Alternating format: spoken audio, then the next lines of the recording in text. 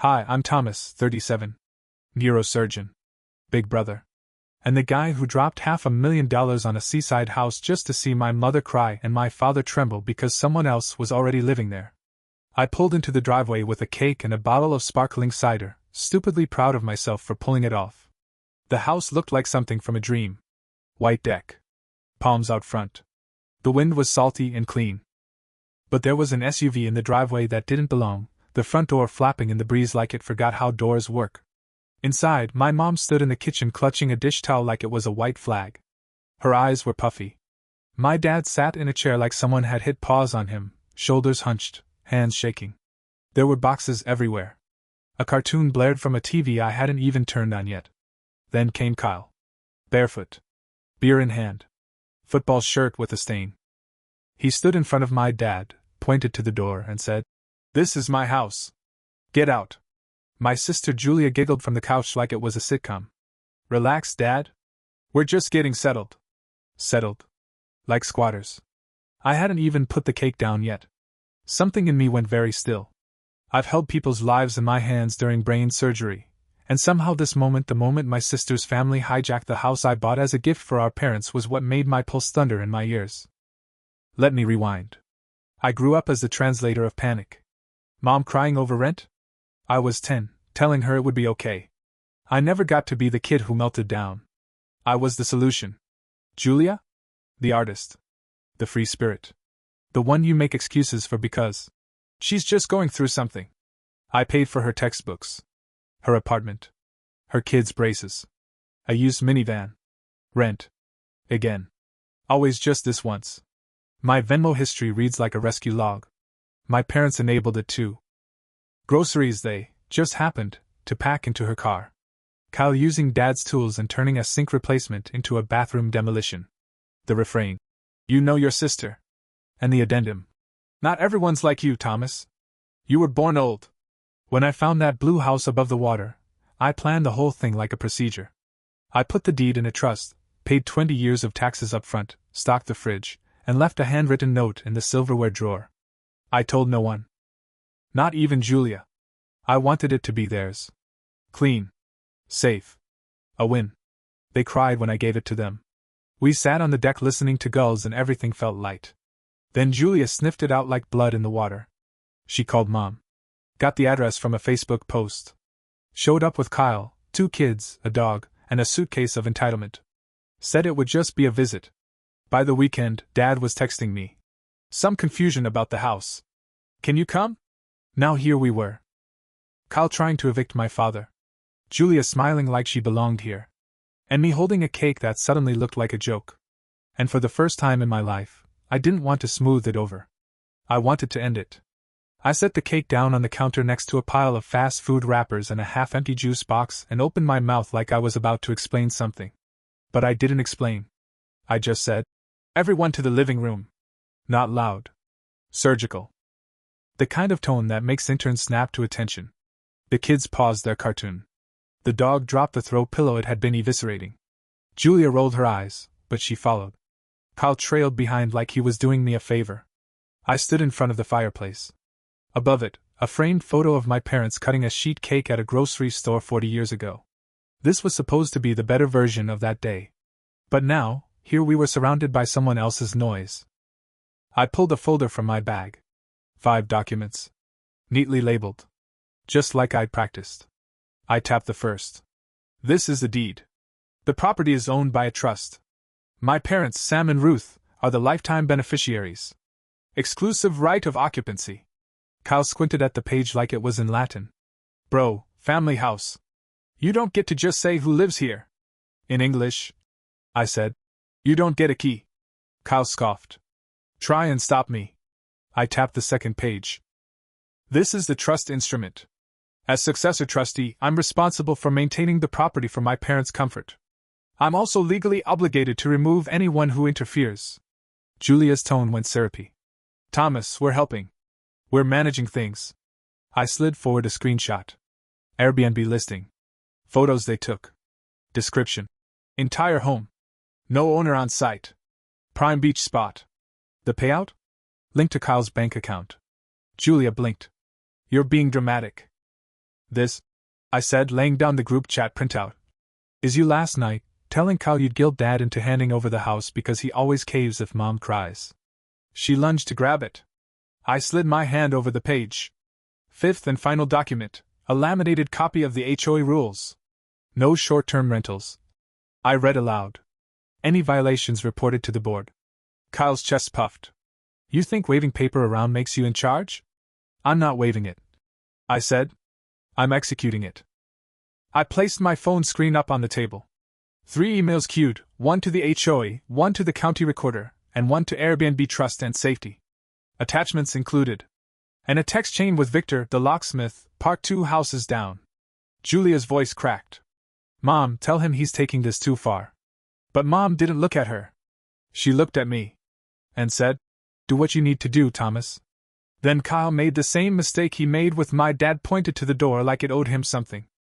Old man out, he said. I moved between him and my father. Steady hands. The kind that hold pulsating brains and make millimeter cuts. I said. Point at my father again, and the only door you'll be using is the one Victor is about to lock behind you. The room went still.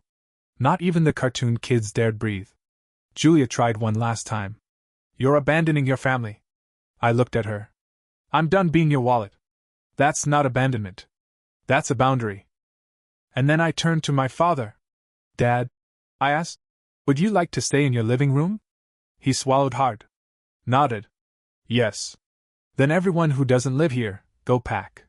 Victor rang the bell exactly 3 minutes later. He was a broad guy with a kindly face and a belt full of justice in the form of steel tools. He nodded at me, then at Dad, then got to work on the deadbolt like this was just another Tuesday. And to him, maybe it was. To Kyle, it was a siege. He paced the porch in his socks, whisper yelling at Julia and gesturing wildly like a guy trying to talk his way out of a speeding ticket. Julia tried to play it cool, sitting on a suitcase and acting like she was the wrong party in a courtroom drama. The kids, they knew. You could see it in their movements, furtive, shrunken. One of them bumped into me with a stuffed animal and didn't make eye contact. 3 hours. That's how long it took to untangle the mess.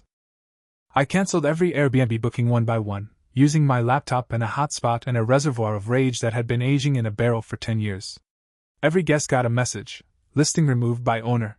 Refund issued. One guy threatened a lawsuit. I sent him a PDF of the HOA rules.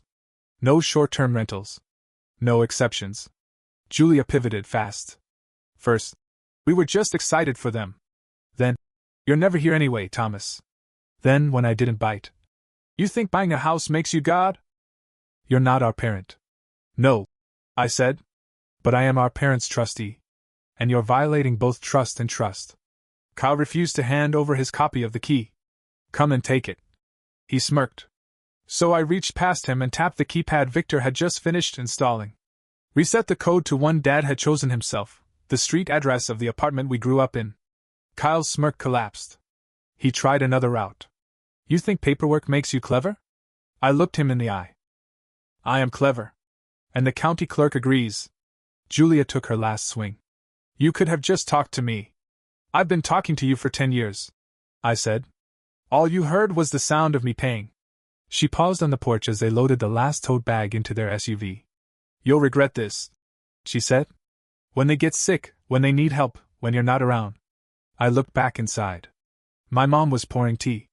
My dad's hand had stopped trembling. I am around, I said. For them. They drove off. The dog barked at the window like it had legal opinions. And then the house changed. Not visibly. Not instantly. But it felt different. The air softened. The wind carried just the sound of waves again. My parents breathed easier. I walked room to room with a trash bag. Collected juice boxes. A princess tiara. 2 mismatched socks.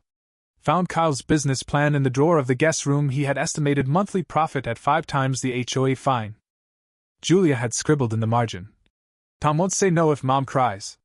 I folded the paper in half like something sharp and stuck it deep in the bag. Later, as the sun dipped low, my dad touched my arm. I thought I'd be stronger, he said. I should have told them to go. You did tell them, I said. You called me. And that, to me, was strength. That night, the house smelled like tea and lemon again. Mom dabbed at her eyes with a napkin while I sat across from her at the kitchen table, gently peeling the HOA packet from a spot of pancake syrup. I didn't want to tell you, she said quietly. I thought we could smooth it over. They came in so fast. Said it'd be easier this way. No stairs for your father. Less cleaning. Said they'd handle the hard parts. The hard parts are the parts that make it theirs, I said. She nodded like I'd just given a name to a feeling she couldn't articulate. I walked into the living room and set up my laptop again, forwarding cancellation confirmations for all Kyle's Airbnb guests. One had booked the entire 4th of July weekend. Sorry, Kevin from Ohio. This is not the time. I also drafted a neighbor letter. You may have noticed extra vehicles and noise. There was a misunderstanding regarding the property. There will be no short-term rentals at 24 Seaspray going forward. Thank you for your patience. I left it and signed. No one needed my resume on the envelope. Meanwhile, Julia tried to rewrite the narrative, in real time. First pass, we were just excited for them. Second pass, you're always working, Thomas. They need someone with energy. Third pass, when I still didn't respond. You think money makes you the parent? It doesn't. You just throw cash at things so you don't have to be human. I looked at her then. Really looked. And said, I didn't buy a permission slip for you to steal. I bought our parents a place to feel safe. She flinched at the word steal. And then she went cold. Fine. Remember this. I hope you do, I said. Kyle, for his part, tried one last tough guy move. You think this little setup of yours is gonna hold? I know people. I raised my brow. I am people. He tried to snatch the documents off the counter. I calmly slid them back into my folder and tucked them into my backpack. Then I turned to Dad. Would you like to stay in your living room tonight? He looked at me like I had handed him a loaded sentence with the safety still on. Then he nodded. Slow. Sure. Yes. Victor, now drinking tea with Mom in the kitchen, finished reprogramming the alarm. Kyle and Julia loaded their SUV with all the dignity of a failed heist crew. The dog barked himself hoarse. One of the kids cried quietly over a forgotten toy. I didn't raise my voice once. I just stood where I belonged in the house I gave them. And I locked the door behind me when the wind changed. The next 48 hours were loud. Not in the house. There, it was finally quiet. The air smelled like toast and salt and the window screens hummed when the wind hit them just right. No, outside the house, the volume shot up to 11. It started with a text from Julia. You made Mom cry. Again. Hope you're proud of yourself. Then Kyle, of course.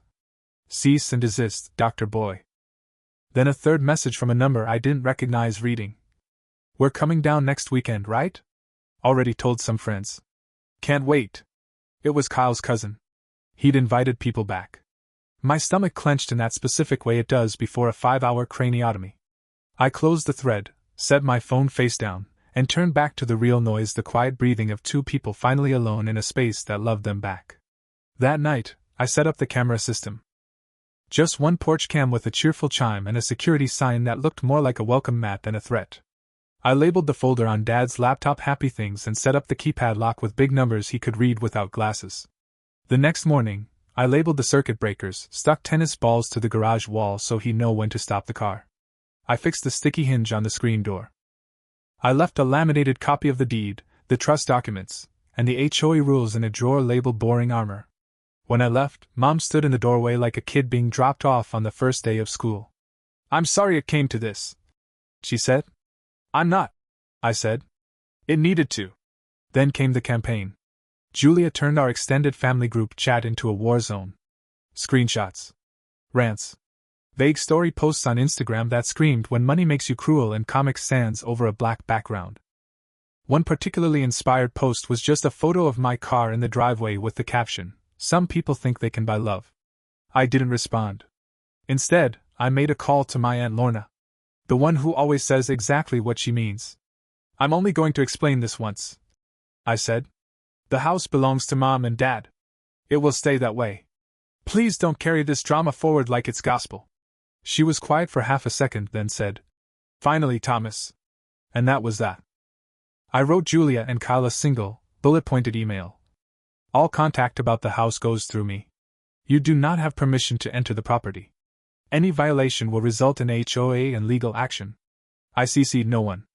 I BCC'd no one. I just sent it. Then set it as an auto-response to any message from them about the house. 2 days later, I got a ping. New listing alert, Seaspray Cottage.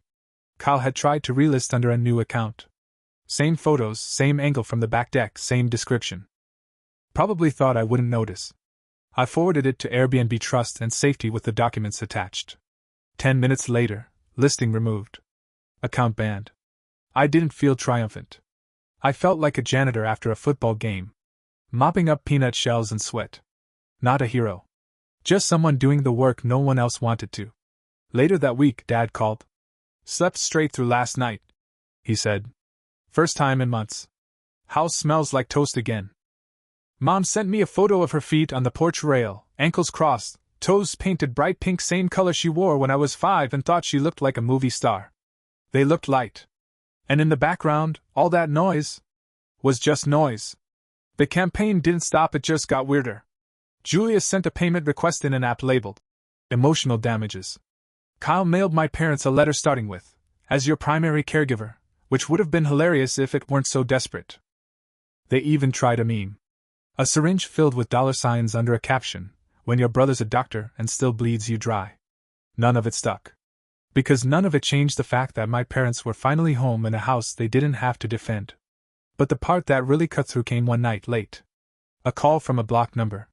I answered because apparently I'm either a soft touch or a sucker. It was Julia. Tommy, she whispered, like we were kids again, and she was asking me to cover for her after sneaking out. Kay lost his contract. We're behind. We're going to lose the apartment. The kids. I closed my eyes. It was the same script. Same music. Same guilt key played with a trembling hand. Julia, I said gently. I will not discuss the house. Her voice hardened like ice snapping. So money matters more to you than family? No, I said. Boundaries matter more to me than being your bank. She hung up. And I let the silence sit. Not in anger, but like a patient in recovery. Monitored. Protected. Painful in a healing way. 2 weekends later, I drove down early. Coffee in a thermos. Stethoscope still in my bag out of habit. The water looked silver and flat, like it was resting between breaths. I fixed the cabinet hinge that was sticking. I stuck tennis balls to the other side of the garage for Mom because her depth perception's never been great, and she gets anxious backing out. I labeled the extra light switches. I taped a reminder above the alarm keypad. Pressed twice for quiet mode. I left a post-it on the fridge that said, "Get more blueberries." Dad ate them all. Sneaky. Then Mom made pancakes. Burned the first batch. Laughed. We sat on the deck and talked about the neighbor named Jan who leaves seashells in a jar on the fence. About a pelican that refuses to be dignified and keeps dive-bombing the mailbox.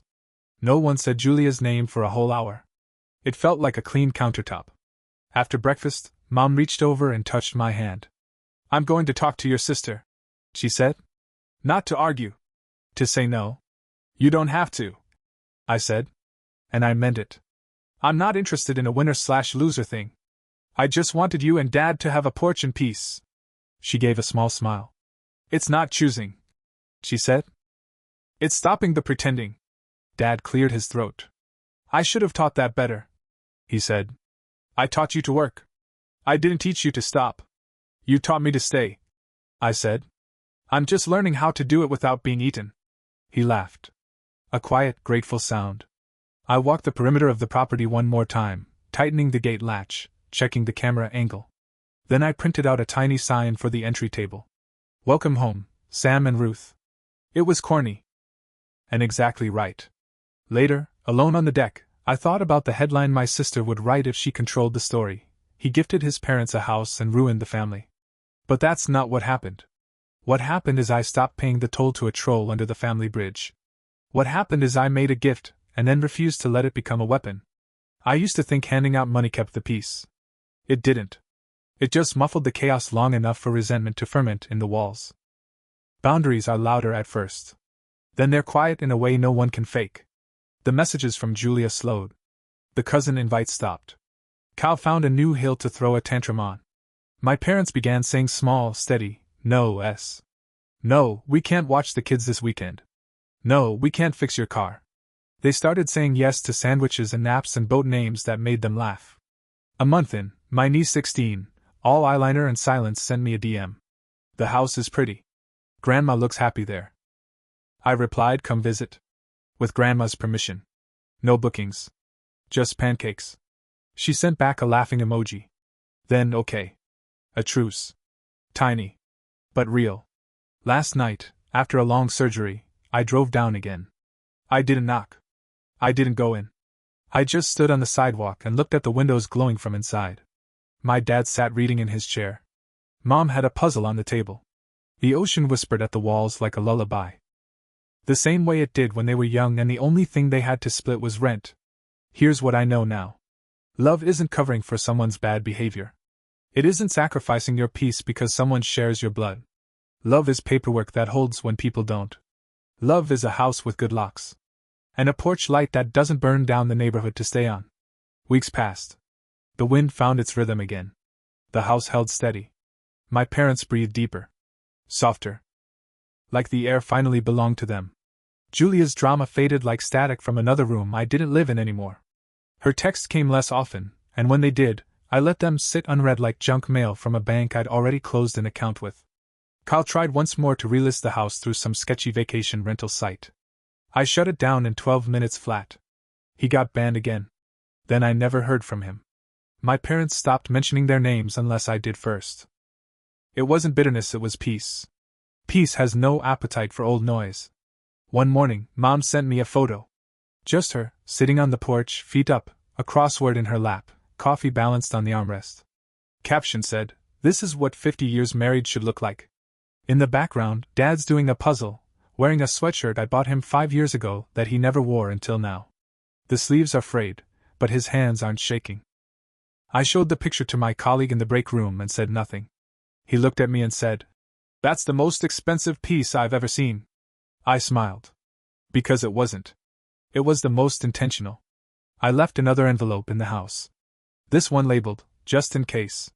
Inside 2 spare keys, the legal documents, a list of numbers for the HOA, the locksmith, and the alarm company. A note that said, if someone ever says it's theirs again, show them this. And then go make tea. One afternoon, Mom called and told me she said no to Julia. Not with a scream. Just a sentence. No, you can't come for the weekend. No, we're not available. And then she hung up and went back to her book. I didn't shake, she said. My hand didn't shake. I said, good. That means it's working. Boundaries aren't a wall between you and your family. They're a door frame you build so you can open it to people who knock instead of break in. Dad started using the camera app like a toy. I get clips, sometimes him waving from the porch, Mom shooing a gull off the deck. One video is just him saying, "Still ours." Like he needs to hear it out loud. Julia hasn't apologized. She probably won't. But the door's not locked forever. It's just locked for now. If she ever comes back, I hope she brings an apology, not a business plan. I hope she wants pancakes, not profits. Until then, I'll visit when I can. I'll fix the sticky drawers. I'll restock the fridge with the juice Dad likes and the crackers Mom hides in a tin labeled pasta. I'll sit on the porch and let the breeze push through the palms and into the windows I opened with a key no one else can duplicate. Love doesn't mean letting someone burn your house down because they feel entitled to the warmth. Love means protecting the fire so it lasts. Love means saying no, even when it trembles in your throat. I used to think being the provider meant saying yes. Always yes. Covering. Catching. Quietly solving. But it turns out, the most generous thing I ever gave my parents wasn't the house. It was the silence that followed. Silence without fear. Silence without footsteps storming the hallway. Silence without a child's voice explaining someone else's mistake. Silence that said, "You are safe now. You are home. And I am here. Just not for everyone. Just for you." He pointed at my dad and said, "Old man out?" That was it. That was the moment. I stepped in front of him, steady hands, low voice. "Point at my father again," I said. "And the only door you're walking through is the one getting locked behind you." Silence. Not even the cartoon in the background dared make a sound. That wasn't a threat. It was a promise wrapped in legal authority and 10 years of swallowed noise.